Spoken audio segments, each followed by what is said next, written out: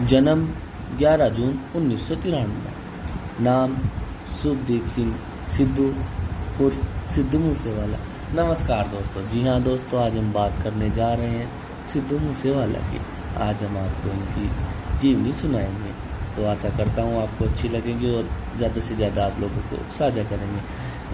जिनका जन्म 11 जून 1993 को पंजाब के एक जाट सिख परिवार में हुआ, जिन्हें उनके मंच नाम सिद्धू मूसेवाला से बेहतर जाना जाता है। एक भारतीय गायक, रैपर, अभिनेता और पंजाबी संगीत और पंजाबी सिनेमा से जुड़े राजनेता थे। उन्हें पंजाबी के साथ साथ हिंदी और अंग्रेजी गानों का भी ज्ञान था, और जिनकी एक राजनीति में शुरुआत की थी उन्होंने कांग्रेस पार्टी से। तो बात करते हैं दोस्तों शुरुआत से। उन्होंने अपने करियर की शुरुआत निंजा द्वारा गाए गीत लाइसेंस के गीत लिखने के साथ की और जी वैगन नामक युगल गीत पर अपने गायन करियर की शुरुआत की थी। अपने पदार्पण के बाद उन्होंने ब्राउन बॉयज के साथ विभिन्न ट्रकों के लिए सहयोग किया, जो विनम्र संगीत द्वारा जारी किए गए थे। विनम्र संगीत, जो कि गिप्पी गरेवाल का एक संगीत कंपनी है।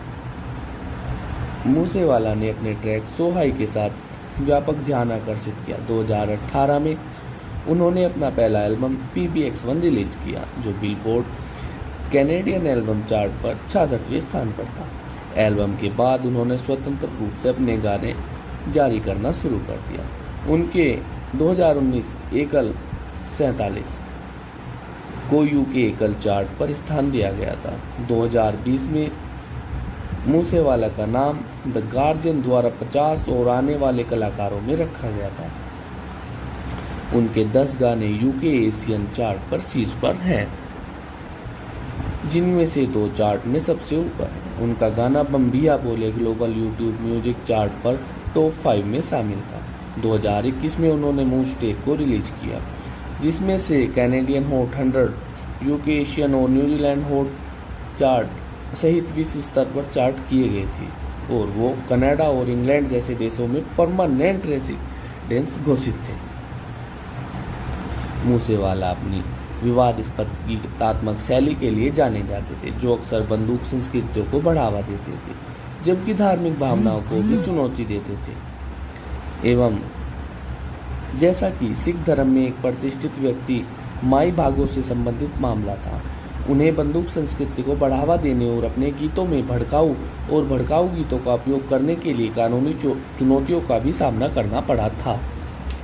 एवं 2022 तक उसके खिलाफ 4 आपराधिक मामले चल रहे थे। मूसेवाला भारतीय राष्ट्रीय कांग्रेस के सदस्य थे और मानसा से 2022 पंजाब विधानसभा चुनाव में असफल रहे। 29 मई 2022 को अज्ञात हमलावरों ने उनकी गोली मारकर हत्या कर दी थी। हत्या के बाद सोशल मीडिया के जरिए इस हत्या की जिम्मेदारी लॉरेंस बिश्नोई गैंग ने ली। एवं ये एक छोटी सी शुरुआत से अंतिम तक एक जानकारी थी। इसके बाद कुछ और जानकारी देते हैं, जो उनके लाइव शो, फिल्में, गाने इत्यादि से प्रचलित चीज़ें से है।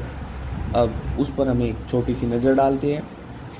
तो मूसेवाला ने ब्रैम्पटन में रहते हुए अपना पहला गाना जी वैगन जारी किया। उन्होंने 2018 से भारत में लाइव शो करना शुरू किया। उन्होंने कनाडा में भी शो किए। एवं मूसेवाला को 2017 में सो हाई गीत के साथ सफलता मिली, जो कि बिग बर्ड के साथ एक गैंगस्टर रैप सहयोग था।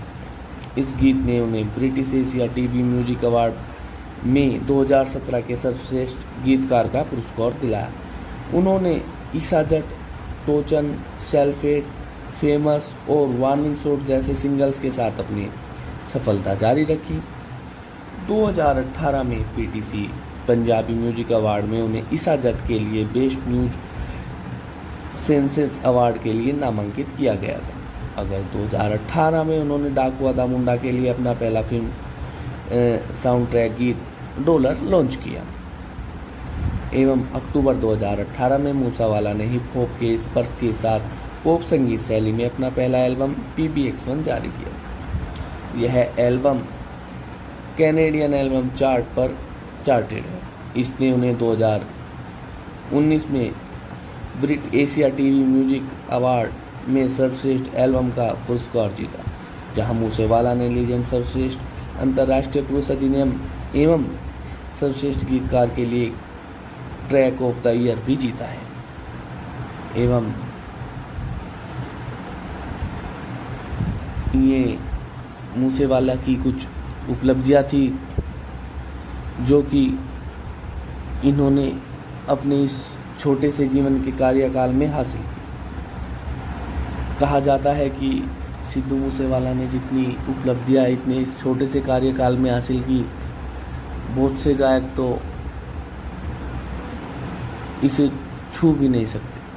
कुछ लोगों की ज़िंदगी बीत गई, उनके जितने मिलाकर सभी गाने हैं। सिद्धू मूसेवाला ने खुद भी अपने गानों में कहा था, और ये एक सच्चाई भी है कि उनके पूरी जीवन का कैरियर और सिद्धू मूसेवाला का एक गाना बराबर है। हालांकि सफलता जहां आती है वहां उसे टिकना भी एक और संभालना भी एक बहुत बड़ी बात हो जाती है। जो सिद्धू मूसेवाला पर सफलता, उनकी सफलता उन पर खुद ही भारी पड़ी, और जिसका अंजाम आप सभी जानते हैं। जिनकी सफलता के कारण ही एवं एक रोबले स्वभाव के कारण 29 मई 2022 को जवार के गांव जिला मानसा में 28 साल की उम्र में उनकी गोली मारकर हत्या कर दी जाती है। और उनकी हत्या के पश्चात गैंगस्टरों में भी एक युद्ध छिड़ जाता है कि हम इनकी मौत का बदला लेंगे, हम इनकी मौत का बदला लेंगे। हालांकि ये सब अपना एक बाहुबल पेश करने की उनकी छोटी मोटी कोशिश थी, प्रयास थे, जो सोशल मीडिया में छाने के प्रयास थे। ऐसा किसी ने कुछ नहीं किया। एवं उनके जाने के पश्चात उनके माँ बाप अकेले पड़ गए।